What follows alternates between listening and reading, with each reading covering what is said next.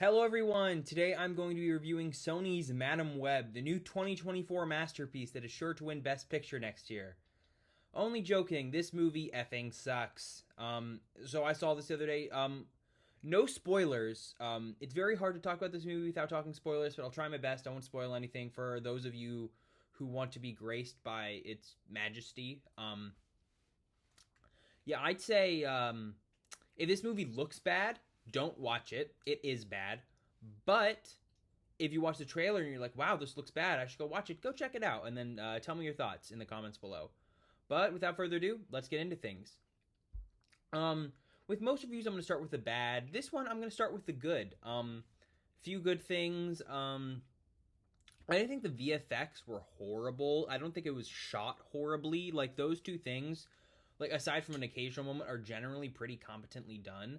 And the idea of a hero that can, like, see into the future by little snippets and use that to their advantage is pretty neat. You know, that's a cool enough concept. And also, some of the super suits in the movie look pretty neat, you know, with some neat enough VFX shots. So yeah, this movie has a few things that are cool in concept, a couple things that are done pretty competently. That's about all I can say for the pros before I get into later. Just some bad things. First off, this movie has some of the worst editing and pacing that I've ever seen in my life. There are frequent times where either the editing is so atrocious that you can't tell what's going on, who's where, like what point in time is this. And there's other points where the pacing is so atrocious because like a character will say a line and they'll just sit there in silence looking at each other for like a good 30 seconds, like, but it feels much longer. It's like, what the heck is going on? And like, it like constantly speeds up and slows down, speeds up and slows down, never really gives you too much time to bond with the characters.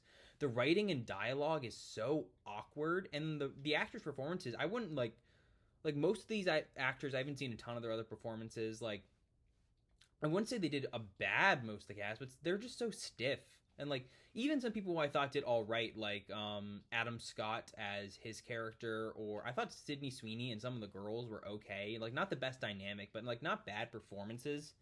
But they were just like kind of stifled them by poor chemistry, poor dynamic, and a bad script. And Dakota Johnson is just like, it feels like she doesn't give a crap at all about this movie. I mean, I don't blame her, but like every line she does is just like she's just like, it feels like she's reading it on a teleprompter, like Marlon Brando like was reading off the diaper at the beginning of the original Superman. And like all the things that it does tease, like cool superhero antics and stuff, is barely in the movie and is more traded out for like weird spider people lore. It's so awkwardly paced, horrifically written, like meh acted, like the action's like not even that great. And it all builds up to just like a weird finale. Like, and it's just bad. Like almost every aspect of the filmmaking is bad. Like I'd say probably the best person is just like the cinematographer was okay, like the VFX is okay, but like it's just almost impossible to watch due to how like just like way too complex yet poorly realized and thought out the story is. And the characters all very one note and undimensional. Even if I liked some of the girls, like Sydney Sweeney's character, but maybe that's just because it's Sydney Sweeney. But that aside, like, and like it tried to force in a lot of weird Spider-Man lore. Like it was like, oh, here, look, we're gonna tie this into the Spider-Man mythos in these ways that'll not spoil, but it feels so forced that, like, I mean, it's kind of cool, but also actively hindered the movie. And the way they try and like use iconic Spider-Man lines but twist them is just hilariously bad. Like, I think that's the best way to describe the movie. It is hilariously bad. Like, there are so many scenes where it's just like, oh my gosh, like, how was this made? How was this approved? Just laughing at like the poor dialogue, awkward pauses, weird shots, strange editing.